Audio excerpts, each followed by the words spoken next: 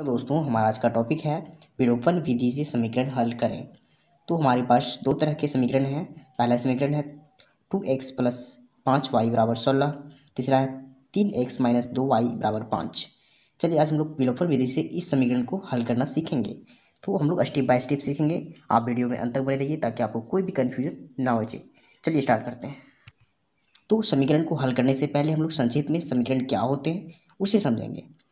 देखिए अगर हम एग्जाम्पल के तौर पर अगर हम एक एग्जाम्पल लेते हैं 4x प्लस 2y और ये है साइन ग्रेटर देन का 9।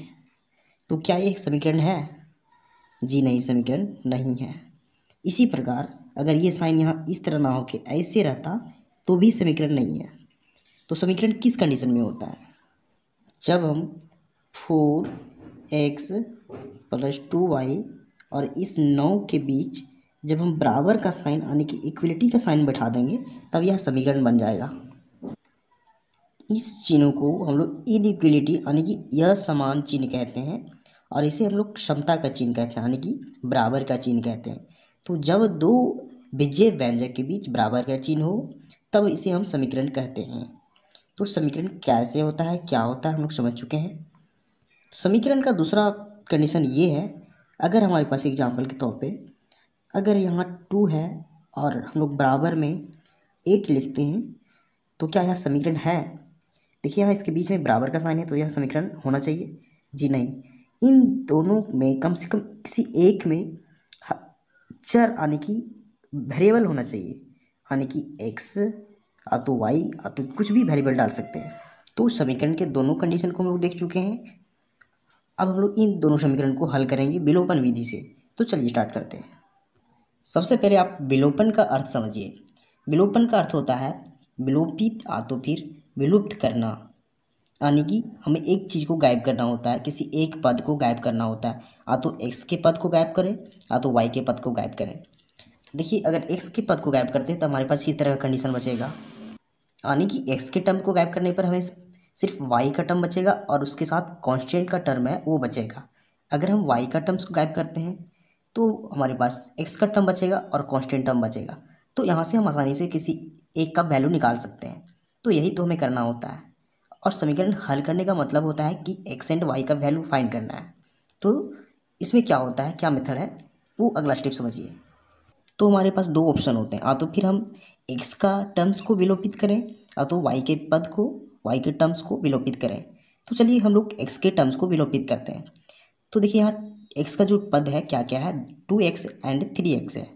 तो हम लोग ऐसा क्या कर सकते हैं कि इन दोनों पदों को आपस में जोड़ या घटा के गायब कर सकते हैं।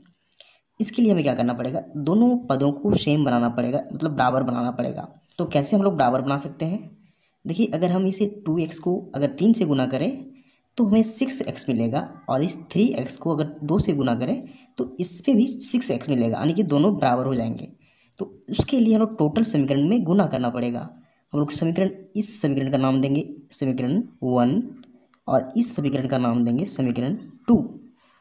अब देखिए बराबर करने के लिए हमें कितना गुना करना पड़ेगा, यहाँ 2x को यानी कि 2x प्लस 5y बराबर 16 को, इस समीकरण को हमें समीकरण फर्स्ट को 3 से गुना करना पड़ेगा और सेकंड समीकरण को, क्योंकि हमें इस दोनों टर्म्स को बराबर करना है, 2x गुना 3 बराबर 6x हो जाएगा। तो 6x करने के लिए नीचे हमें कितना गुना करना पड़ेगा, यहाँ 2 से गुना करना पड़ेगा, यानी कि समीकरण 1 को हम लोग 3 से गुना करेंगे, समीकरण 2 को 2 से गुना करेंगे। तो क्या रिजल्ट आएगा वो देखिए।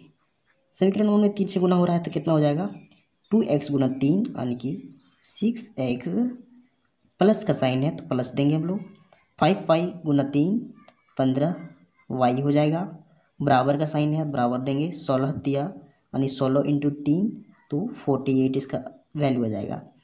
अब नीचे वाले समीकरण को गुना करेंगे तो कितना आ जाएगा, 3x गुना 2 यानी कि 6x, माइनस का साइन है, 2y गुना 2 4y हो जाएगा, 5 गुना 2 यानी कि 10 हो जाएगा।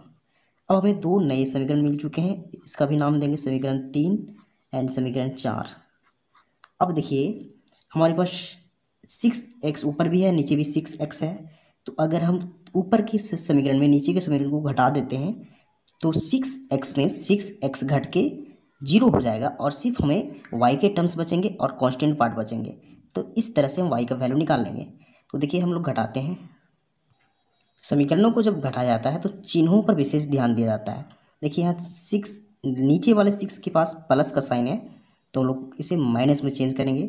यहाँ माइनस है तो हम लोग इसे प्लस बनाएंगे, और इसके पास प्लस है तो यहाँ माइनस बनाएंगे। अब देखिए इस ऊपर वाले 6x में इस माइनस 6x घटाना है तो दोनों कट जाएगा, क्योंकि 6x 6x बराबर है तो दोनों इसका जो वैल्यू आएगा सो जीरो हो जाएगा। अब देखिए यहाँ ऊपर में 15y है, नीचे भी हमें साइन चेंज होके 4y बन चुका है प्लस में, तो दोनों को जोड़ेंगे आने की इसका वैल्यू हो जाएगा प्लस 15 और 4 19y। अब इसके पास प्लस है, इसके पास माइनस है, तो 48 में माइनस करेंगे 10 को तो उसका जो वैल्यू आ जाएगा वो 38 यानी कि 38 आ जाएगा। तो हमारे पास 19y बराबर 38 मिल चुका है। तो यहाँ से हम लोग y का वैल्यू निकाल सकते हैं। y बराबर हो जाएगा 38, और ये जो 19 है सो इसके नीचे आ जाएगा क्रॉस मल्टीप्लिकेशन के नियम के तहत, यानी कि यहाँ बट्टा में 19 हो जाएगा। तो 38 को 19 से भागा देंगे तो 2 बार में कट जाएगा, यानी कि y का वैल्यू 2 आ चुका है। अब क्या करना है, नेक्स्ट स्टेप में हमें इस y का वैल्यू को समीकरण फर्स्ट में रखना है। तो y का मान समीकरण 1 में रखने पर क्या हो जाएगा, समीकरण 1 में क्या है 2x + 5y बराबर 16 है। तो हम लोग इसे लिखेंगे 2x + 5, y के जगह पर यहाँ 5y है उसकी जगह पर हम लोग 2 बैठाएंगे, यानी कि इंटू में 2 बैठाएंगे बराबर 16। अब क्या हो जाएगा देखिए 2x का 2x ही लिखेंगे प्लस 5 गुना 2 यानी कि 5 गुना 2 10 हो जाएगा, तो इसे प्लस में 10 लिखेंगे, बराबर में हमारे पास 16 है। अब देखिए क्या हो जाएगा 10 यहाँ प्लस में है, 16 के साइड में जाएगा तो माइनस में हो जाएगा, इस प्रकार से हो जाएगा। देखिए 2x बराबर लिखेंगे हम लोग 16 माइनस 10 जो हो जाएगा तो उसका जो रिजल्ट आएगा सो 6 आएगा, क्योंकि 16 में 10 को घटाएंगे तो 6 आएगा। अब यहाँ 2x बराबर 6 आ चुका है। अब यहाँ से हमारा x का जो वैल्यू आएगा सो 6/2 हो जाएगा, यानी कि 6/2, और इसको अगर हम काटेंगे तो हमारे पास इसका वैल्यू आ जाएगा 3, यानी कि यहाँ से हम लोग x का जो वैल्यू है सो 3 निकाल चुके हैं इस प्रकार से, एंड y का वैल्यू हम लोग यहाँ 2 निकाल चुके हैं। तो हम लोग आसानी से इसका आंसर लिख सकते हैं x बराबर 3 एंड y बराबर 2। यही हमारा आंसर है इस समीकरण का, यही हमारा हल है। तो समीकरण को विलोपन विधि से कैसे हल करते हैं हम लोग सीख चुके हैं। अगर आपको वीडियो पसंद आता है, वीडियो से आप कुछ सीख पा रहे हैं, तो वीडियो को लाइक कीजिए, चैनल को सब्सक्राइब कीजिए, ताकि इसी तरह का वीडियो हम बनाते रहें। Thank you.